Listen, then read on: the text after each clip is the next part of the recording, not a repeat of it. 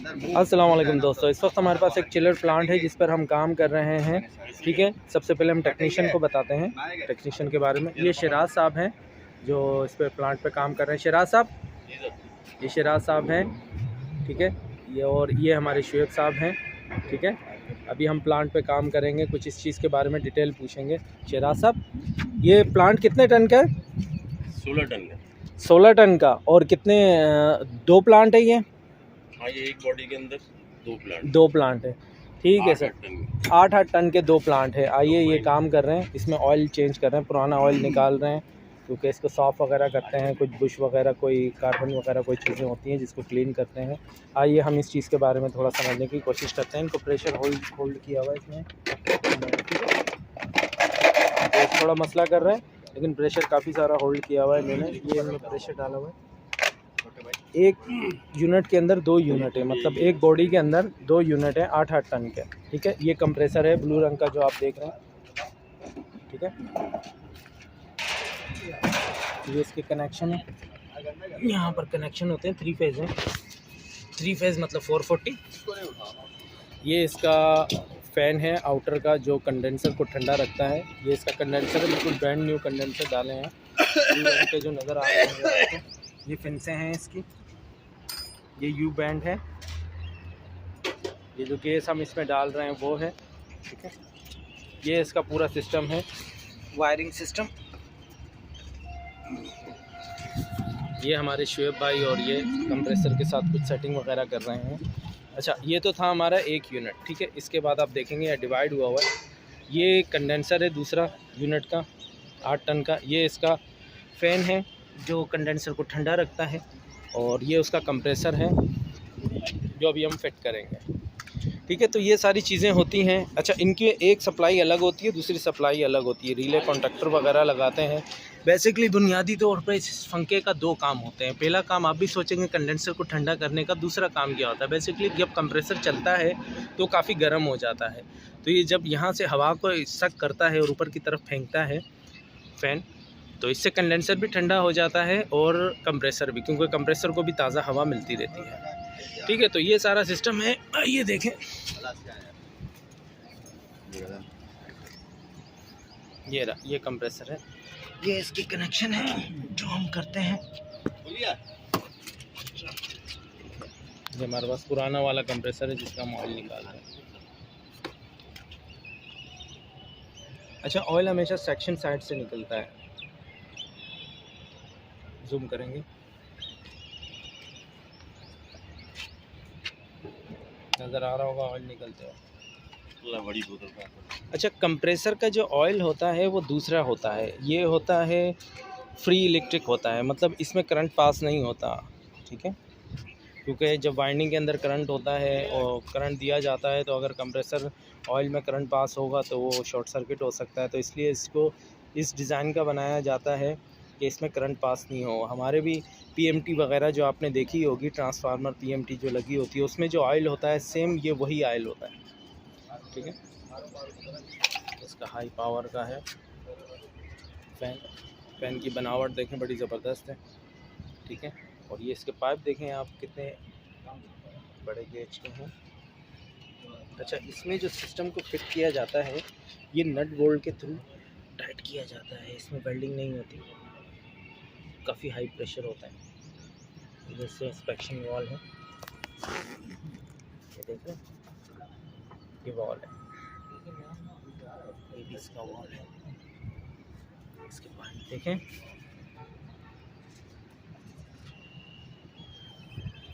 आइए अब हम आपको इसका पाइप काटने का कटर है, इससे पाइप को काटा जाता है। इंची टेप, ये रिले है, ये निहायत ज़रूरी चीज़ होती है यूनिट में। दिखाते हैं आपको यूनिट रिले।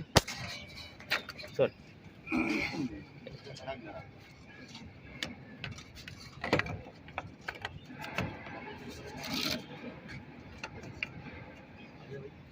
ये रिले का फ्रंट साइड है, पैनासोनिक की रिले है।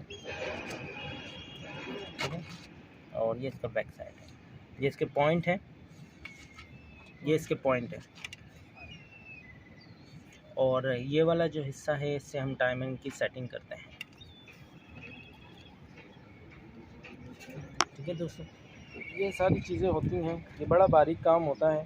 तो कभी भी कोई काम करें अच्छे उस्ताद के पास काम करें और चीज़ों के बारे में समझें और सीखें। कोई बुरी चीज़ नहीं है किसी से कोई चीज़ सीखना या मालूम करना। गलत चीज़ वो होती है कि आपके हाथ से कोई चीज़ ख़राब हो जाए। इसकी बाकायदा सेटिंग करेंगे। ये देखें, ये इसकी बेसमेंट है, ठीक है, ये हमने एंगल पे रखी है। अच्छा, जब यूनिट हम लगाते हैं तो कोशिश ये करना चाहिए हमेशा इस चीज़ की तरफ टेक्नीशियन को भी ख्याल रखना चाहिए कि रबड़ लगाना चाहिए फाउंडेशन के बीच में। रबड़ बेसिकली काम क्या करती है, ये धमक और काफ़ी सारे साउंड को और लोड को कंप्रेस करती है और आपकी जगह को बचाती है।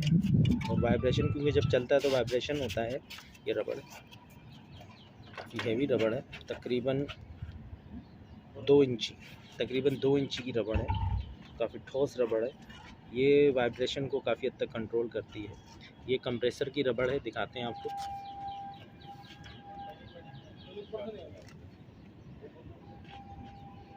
एक मिनट, ये देखें, ये कंप्रेसर के फाउंडेशन पे बैठती है, दिखाते हैं आपको।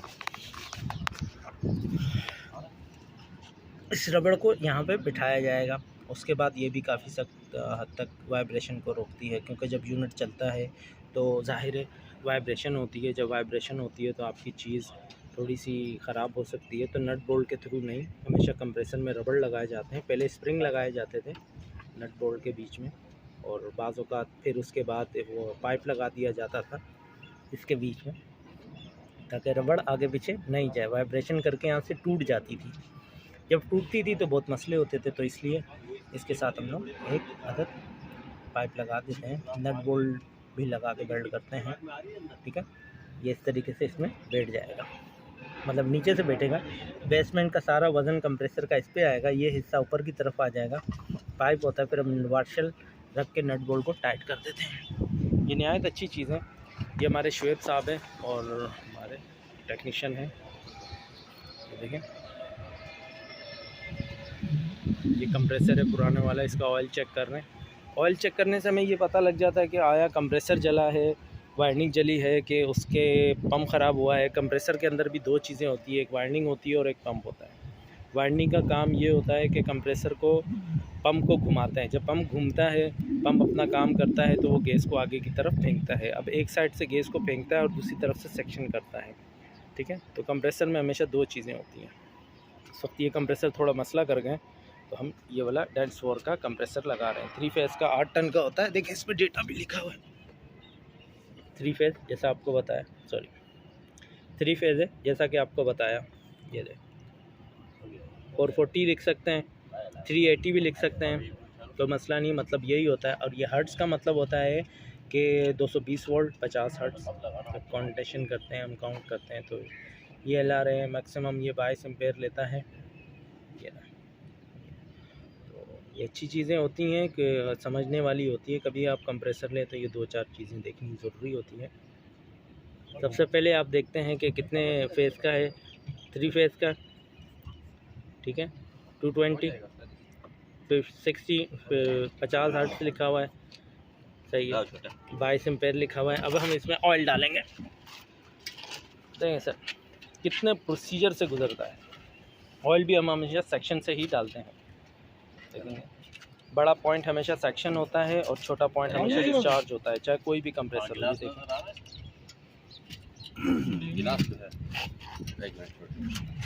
केप लेंगे, ये ऑयल है इसमें। ये देखें, हम लोगों ने पाकोला की पानी की बोतल को काट के हम लोगों ने इस तरीके से केप बना दिया। ये इसके एडजस्टमेंट कर रहे हैं पानी के साथ। ये देखिए, पाकोला कंपनी बहुत अच्छी कंपनी है। इसकी पानी की बोतलें और काफ़ी सारी चीज़ें अच्छी होती हैं, तो हम इस्तेमाल करते रहते हैं। अंदर से बाहर का तो जाएगा भी बेहतरीन। आप इसको साफ़ करें। ये ऊपर का हिस्सा है पाकोला की जो बोतल थी, जैसा कि आपको बताया, उसको काट के हम लोगों ने केप बनाया। ये पानी की बोतल होती है, पानी लेने के बाद हम लोगों ने इसकी सेटिंग कर दी। ये देखें, अब ऑयल का प्रोसीजर है।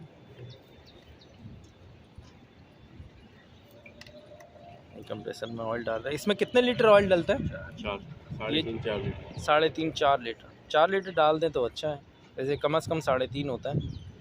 रुक जाओ ये हमारे शुएब भाई है, सीधा ये हमारे उस्ताद हैं। दिख रहा है? उस तरफ कुछ है तो नहीं नीचे? नहीं। थोड़ा झुकाओ, पूरा डालो, पूरा डालो। पूरे 4 लीटर चेक करने का ऐसे कोई इशू तो नहीं है, क्योंकि यूज़ में कंप्रेसर लिए हैं हम लोगों ने। डेंस फॉर अच्छी कंपनी है। बस कितना है? ये नया ऑयल डाला है। ओके।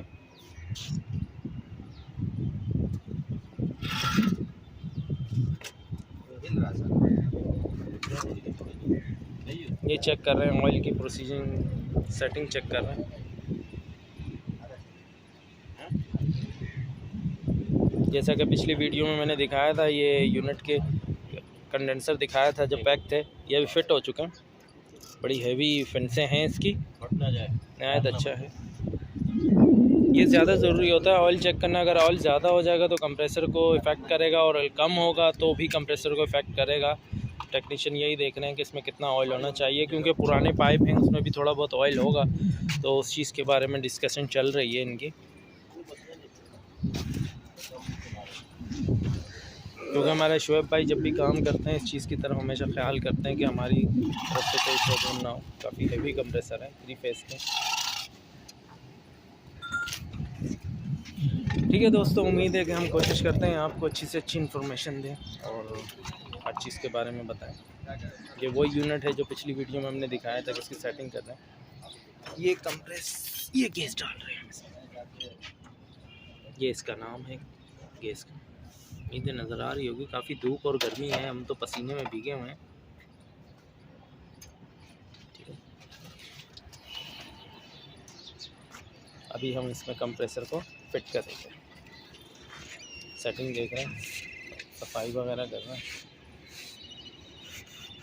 चेक कर रहे हैं।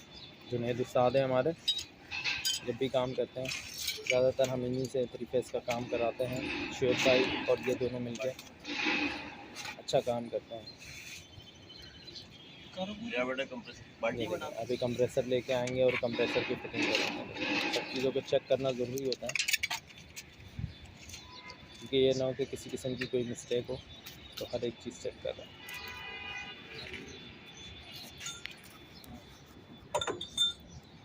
सेटिंग देख रहे हैं, हर चीज़ देख रहे हैं उस्ताद। अब ये कंप्रेसर को उठाया जाएगा और इनको अपनी जगह पर रखा जाएगा।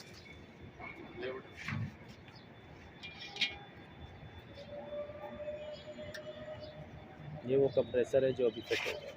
मैंने पहले ही बताया था कि एक बॉडी में 2 यूनिट हैं 8-8 टन के, एक अलग है एक अलग है। इसी तरीके से कूलिंग कॉइल भी अलग होते हैं। काम के दौरान एहतियात किया करें। हमारे भाई को काम के दौरान चोट लग गई। जुनैद साहब ने उनको बोला ज़रा मुझे दिखाएं कैसे लगे, उनको चोट लग गई। अब वो तरीके से आप इसलिए कहते हैं जो काम करने वाले प्रोफेशनल होते हैं उनके पास काफ़ी तरीके होते हैं। जो लड़के थे कंप्रेसर उठा रहे थे, हमारे जुनैद साहब ने उसको सीखते हुए ले आया अपनी जगह पर। अब इसके बाद ये सेटिंग करेंगे, इसलिए कहते हैं ये देखें वो 2 बंदे नहीं उठा सक रहे थे, टेक्निकल हैं, उनको पता है कि हमने कैसे उठाना है। ये देखें काफ़ी हैवी है, आप अंदाज़ा लगाएं। सेटिंग कर रहे हैं, एक कंप्रेसर है, फिर मैं बताऊँगा। लीड लगा, अभी इसको लीड लगा के इसको पावर दे के चेक करेंगे, कनेक्शन करके ये इसकी फिटिंग करके कनेक्शन लगा के फिर वापस देखो वही बात है। भी ना। ये भी चीज़ें हैं, ये प्रोफेशनल लोग भी कर सकते हैं। 3 फेज़ और सिंगल फेज़ में बहुत फ़र्क होता है। 3 फेज़ में 220 की सप्लाई होती है, न्यूट्रल फेज़ होता है, 2 तारें होती हैं। 3 फेज़ में 3 तारें होती हैं, तीनों फेज़ होते हैं। ये कंप्रेसर है पुराना वाला, ये इसकी फंक्शन, इसकी सेटिंग कर रहे हैं, कनेक्शन चेक कर रहे हैं, जूम करेंगे। हमारी कोशिश यही होती है कि हम कोई भी वीडियो को एक्सेप्ट ना करें, कोई भी एडिटिंग ना करें, किसी किस्म का कोई वो ना करें। जो भी प्रोफेशनल चीज़ चल रही होती है हमारी कोशिश यही होती है कि हम आपको ओरिजिनल वीडियो दिखाएं, किसी किस्म की एडिटिंग ना करें।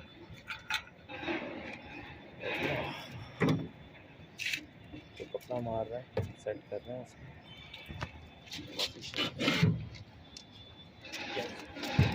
रबड़ लगा दो, बहुत ऊपर है ना, लेट गया ना बस। अभी हम जूम को ख़त्म करेंगे।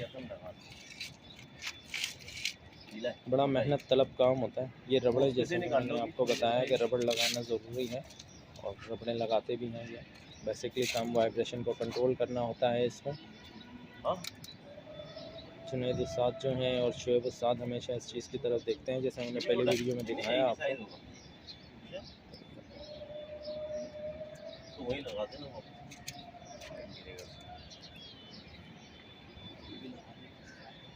फिटिंग कर रहे हैं। ठीक है दोस्तों, अभी इसको प्रेशर दिया जाएगा, लीकेज चेक की जाएगी, उसके बाद इसको हम वैक्यूम करेंगे, उसकी प्रोसीजर को चेक करेंगे। अब इस तरीके से इसको रख दिया जाएगा, बड़ी एहतियात से हाथ पाँव बचा के, जिस्म को बचा के और सामान को बचा के, कहीं चोट ना लगे। काफ़ी ऊपर के पाइप होते हैं, काफ़ी नाजुक होते हैं ये। थोड़ा सा उठाइए, वेरी गुड, बस गुड का मैंने इसको सेट कर दिया। आज पहले कनेक्शन लगा दो। अब इसके कनेक्शन लगाएंगे, फिर हम इसमें प्रेशर देंगे, वेल्डिंग करेंगे नट बोल्ट लगा के। ठीक है दोस्तों, अभी हम मिलते हैं इंशाल्लाह पार्ट 3 में। अपना ख्याल रखिएगा, अल्लाह हाफ़िज़।